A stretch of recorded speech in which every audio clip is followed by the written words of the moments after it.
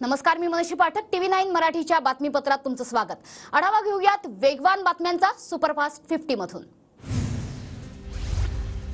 भाजप महाराष्ट्रात 2019 पेक्षा जास्त जागा लढवणार। 3 ते 4 दिवसात भाजप वरिष्ठांची बैठक। विद्यमान खासदारांच्या यादीत फारसे बदल केले जाणार नाहीत, सूत्रांची माहिती।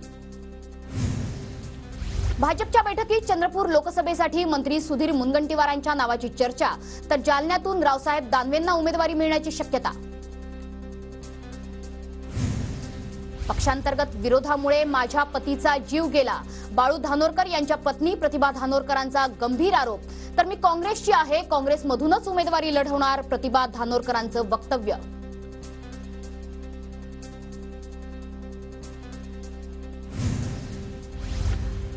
छत्रपती संभाजीनगर लोकसभेची उमेदवारी संदीपान भुमरेंना मिळण्याची शक्यता। शिंदे गटाच्या मंत्र्यांच्या बैठकीत भुमरेंच्या नावाची चर्चा।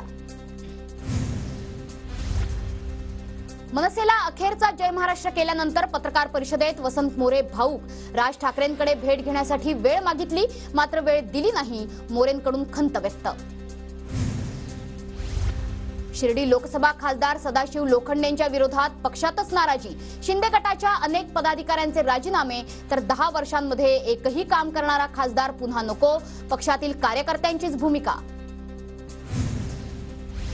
माझ्यावरील प्रेमापोटी पदाधिकाऱ्यांच्या घोषणा, मात्र पक्षशिष्टाचार महत्वाचा, उमेदवारीच्या चर्चांवर समरजित घाटगेंचं वक्तव्य। काँग्रेस कमिटीने माझ्या नावाची नांदेड लोकसभेसाठी दिल्लीला शिफारस केली। उमेदवारीची अधिकृत घोषणा झाल्यानंतर निवडणुकीच्या कामाला लागणार, माजी आमदार वसंतराव चव्हाणांचं वक्तव्य। बारामतीतील पणदरे गावात लोकसभेचं बिगुल वाजलं। सुनेत्रा पवार यांच्या हस्ते पहिल्या कार्यालयाचं उद्घाटन। नांदेड जिल्ह्यात काँग्रेसला बळ देण्यासाठी प्रभारी जिल्हाध्यक्षांची नियुक्ती। नांदेड काँग्रेसची धुरा आता बेटमोगरेकर कदमांच्या खांद्यावर। भाजप आमदार गणपत गायकवाडांच्या पत्नी सुलभा गायकवाडांची राजकारणात एंट्री। राजकीय कार्यक्रमाच्या व्यासपीठावर हजेरी लावल्याने चर्चांना उधाण। सातारा जिल्ह्यात लोकसभेसाठी 1000 उमेदवार उभे करणार। पाटणच्या सकल मराठा समाजाचा निर्णय, 50 उमेदवारांची यादी जाहीर। सोलापूर जिल्ह्यातील 3 लोकसभा मतदारसंघातून मराठा समाज मोठ्या संख्येने उमेदवारी अर्ज भरणार।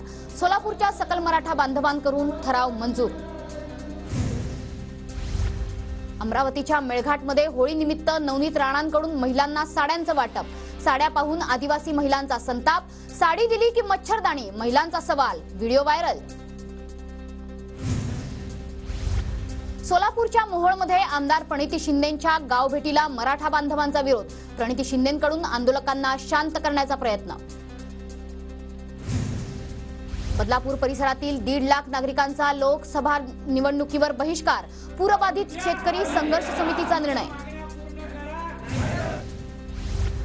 राहुल गांधींची भारत जोडो न्याय यात्रा महाराष्ट्रात दाखल। 17 मार्चला शिवाजी पार्कवर यात्रेची समारोपीय सभा। उद्धव ठाकरेही उपस्थित राहणार। राहुल गांधींची भारत जोडो न्याय यात्रा 16 मार्चला ठाण्यात। न्याय यात्रेच्या पार्श्वभूमीवर ठाण्यात काँग्रेसची बॅनरबाजी। भारताचा ढाण्या वाघ ठाण्यात, अशा आशयाचे बॅनर।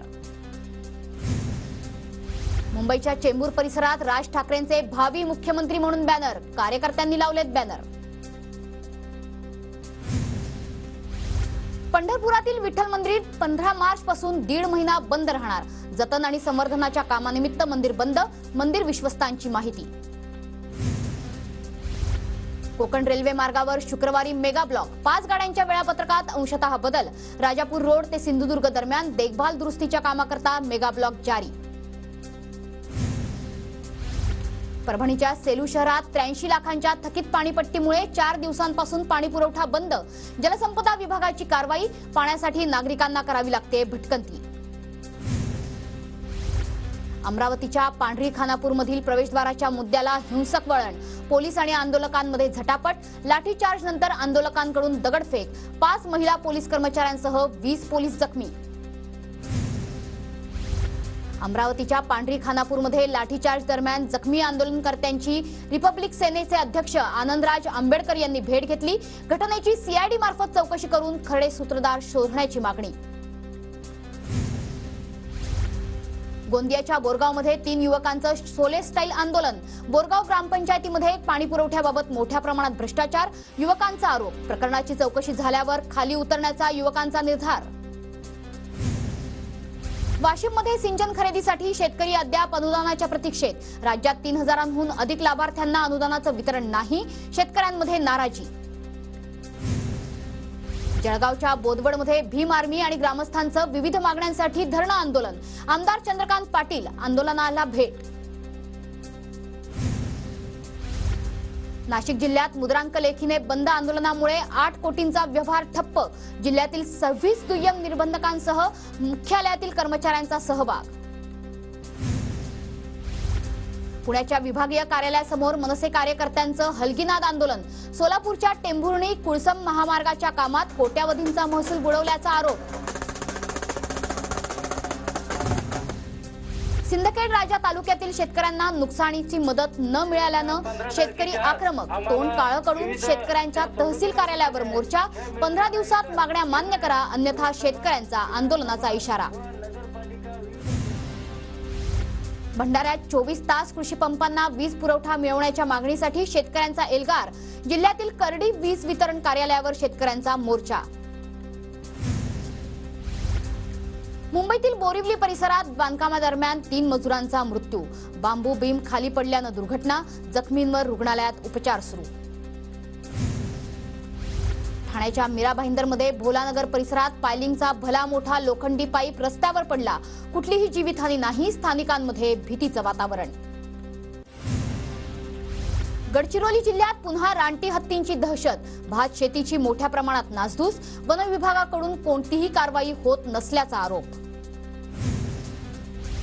वाशिममध्ये यंदा ज्वारीला चांगला भाव. सध्या ज्वारीला 3000 ते 3200 रुपये प्रति क्विंटल भाव मिळत असल्यानं शेतकरी समाधानी.